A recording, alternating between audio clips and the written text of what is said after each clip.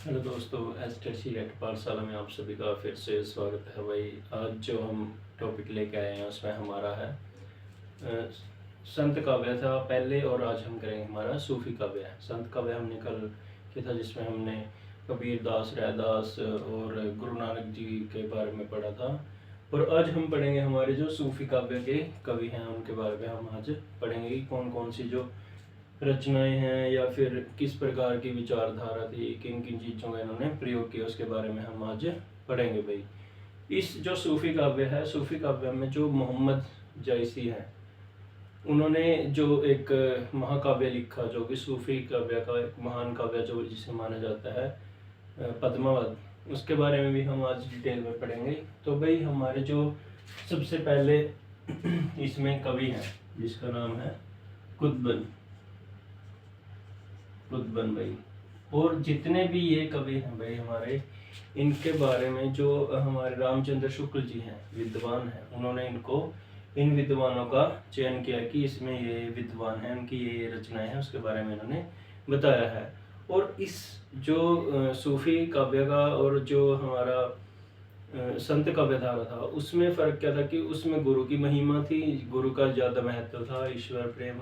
और इसमें क्या है कि प्रेम के द्वारा, भाव के द्वारा ही इसमें प्रेम के साथ जो है ईश्वर के साथ मिलन की बात की गई है कि प्रेम भाव से ही हम क्या है प्रेम जो है ईश्वर से मिल सकते हैं, उसका बोध कर सकते हैं।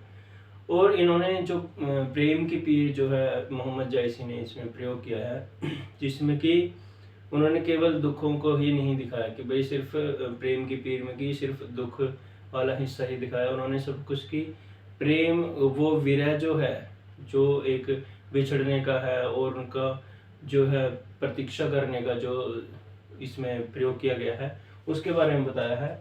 और कुतुबन जो है भाई, इनकी जो रचना है वह है मृगावती। आपसे यही से प्रश्न जो है भाई पूछते हैं संत का सूफी काव्यधारा में से कि यह जो इसके कौन कौन से कवि हैं, उनकी कौन कौन सी रचना है। और इसके बाद हम पढ़ेंगे भाई हमारा जो है इसमें जो पद्मावत है जो मलिक मोहम्मद जायसी द्वारा है, इसका जो है महाकाव्य का जो है इसकी रचना की गई है, जिसमें हम पढ़ेंगे हमारी जो पद्मावती है, राजकुमारी हैं सिंहल की, और राजा रतन सेन है, उनके बारे में हम पढ़ेंगे। और इसके बाद है भाई हमारे दूसरे जो कि मंजन, इनकी जो रचना है उसका नाम है मधुमालती।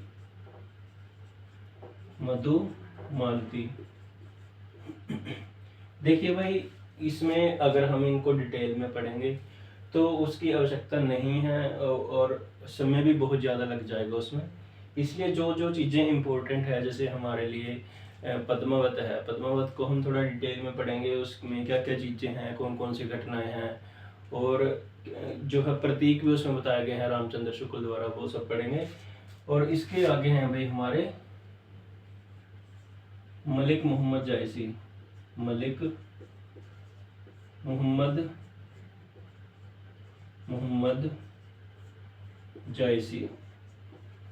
इन्होंने जो रचना की है भाई पद्मावत की, जो है पद्मावत की जो है इन्होंने रचना की है, इन्होंने की थी 1540 ईस्वी में भाई, इसकी रचना जो है की थी। इसमें जो सबसे पहले इन्होंने क्या किया कि मनसबी जो शैली है उसका प्रयोग किया था इसमें। और इसकी भाषा कौन सी थी भाई, इसकी भाषा थी हमारी अवधी भाषा। और जो है मनसबी शैली का प्रयोग किया, मनसबी का जो यह है भाई फारसी शैली है। कौन सी शैली है यह? फारसी शैली है। जो प्रबंध काव्य में, जिसमें इसमें क्या होता है कि जो ईश्वर होते हैं, ईश्वर की प्रार्थना आरंभ में की जाती है कि किसी काव्य की रचना करते समय उसके आरंभ में क्या होगा कि ईश्वर की वंदना होगी, और जो शासक है, जो शहंशाह, उसकी जो है वंदना होगी, और उसके बाद ही बाकी घटनाओं के बारे में बताएंगे। इसके बाद है भाई पद्मावत में जो चरित्र हैं, जिसमें पहले है जो घटना है, इसकी जो कहानी है, इसमें हमारे चित्तौड़ के रतन सेन, चित्तौड़ के रतन सेन हैं जो राजा हैं, और हमारी जो है सिंहल की राजकुमारी हैं पद्मावती। पद्मावती इसकी क्या है भाई, ये राजकुमारी है। इनकी जो प्रेम की जो गाथा है, उसके प्रेम गाथा है, उसके बारे में इन्होंने जिक्र किया है। जो इस महाकाव्य की जो इसे बोलते हैं कि एक अजीब और एक अच्छी बात जो है कि ये जो मलिक मोहम्मद जायसी हैं, ये एक मुस्लिम है, और इन्होंने मुस्लिम होने के बावजूद भी हिंदू देवी देवताओं या हिंदू जो कल्पना शक्ति है और जो चरित्र हैं उनका इन्होंने इसमें वर्णन किया है। तो यह एक हिंदू मुस्लिम जो भाईचारा है, जो मानवता है, जो एकता है, उसको भी इसमें प्रकट किया गया है भाई। आगे है इसमें जो रामचंद्र शुक्ल जी हैं, उन्होंने कुछ इसमें से जो है प्रतीक भी दिए हैं जो आपसे पेपरों में पूछे जा सकते हैं और पहले पूछे भी गए हैं। जिसमें है पहले भाई जो हमारे रतन सेन हैं, रतन सेन, इनको मन का प्रतीक माना है। मन का प्रतीक भाई, इनको मन का प्रतीक माना है भाई।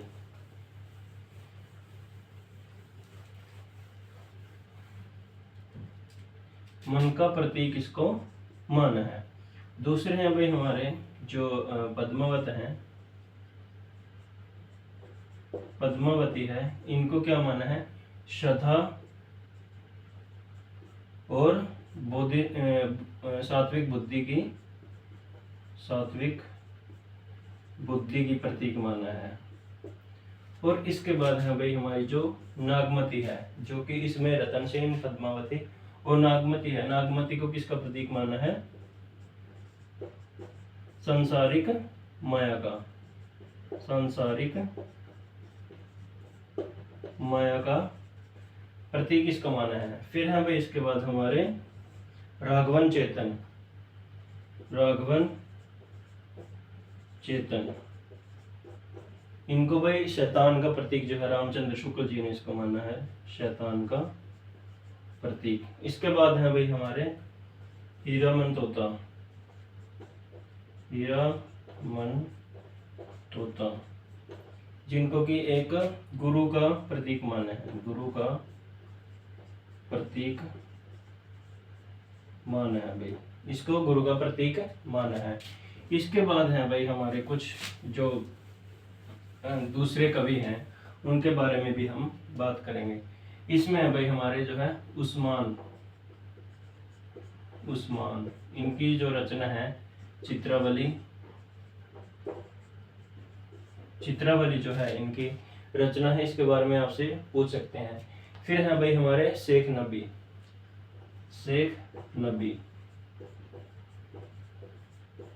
इनकी जो रचना है भाई ज्ञानदीप, उनके बारे में जो है आपसे बार बार पूछ सकते हैं। इनमें से क्या करते हैं भाई, से आपको कवियों के नाम दे देंगे और साइड में आपको चार जो है रचनाएं दे देंगे और वो बोलेंगे कि इसमें से सही मिलान करें या फिर कौन सा इनके सामने जो है सही मिलान किया हुआ है, उसके बारे में आपसे पूछ सकते हैं भाई। इनकी जो रचना है ज्ञानदीप।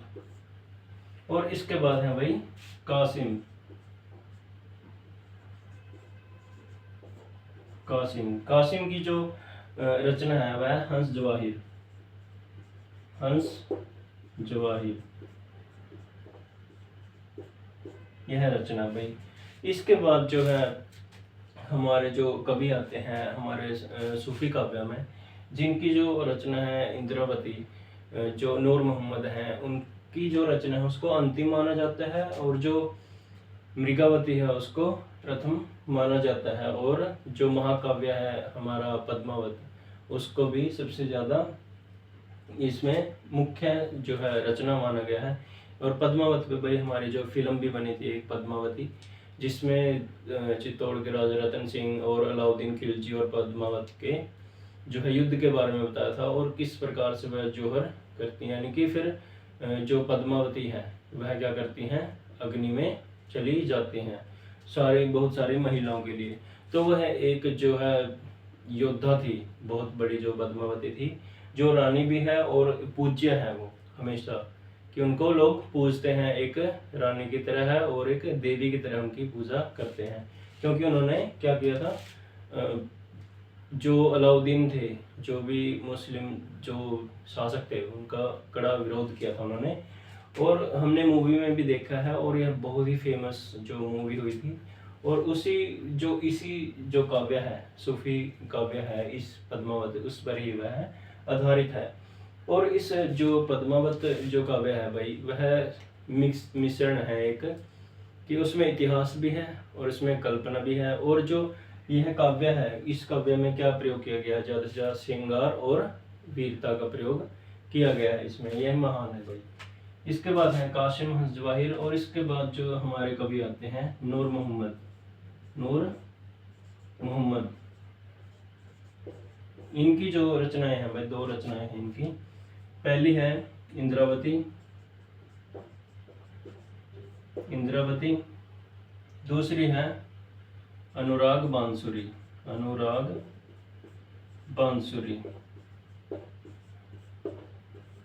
यह भाई हमारे जो सूफी काव्य है, इसमें से ये रचनाएं जो है हमसे पूछी जाती हैं। और इनकी जो विशेषताएं हैं कि इन्होंने प्रेम भाव पर ज़्यादा ध्यान दिया है। और इस एक जो हमारे आचार्य रामचंद्र शुक्ल जी हैं, उन्होंने भक्ति के बारे में जो है अपने विचार जो है प्रकट किए हैं। उन्होंने बोला कि जो भक्ति की निष्पत्ति है वह क्या होती है, वह श्रद्धा और योग। जो श्रद्धा और भक्ति है उसका ही वह योग है। उसके बारे में इन्होंने बताया है कि जो भक्ति है वह श्रद्धा और प्रेम का ही योग होती है। और इसमें से भाई जो हमारी ये रचनाएं हैं नूर मोहम्मद की, अनुराग बांसुरी, यह पहले बहुत बार इनको पूछा गया है। कासिम हंस जवाहिर, और आपसे ये भी पूछा जा सकता है कि भाई संत काव्यधारा के कौन से कवि हैं, सूफी काव्यधारा के कौन से कवि हैं। आपसे इन चीज़ों के बारे में पूछ सकते हैं। और इसकी रचना कब हुई थी इसके बारे में पूछ सकते हैं।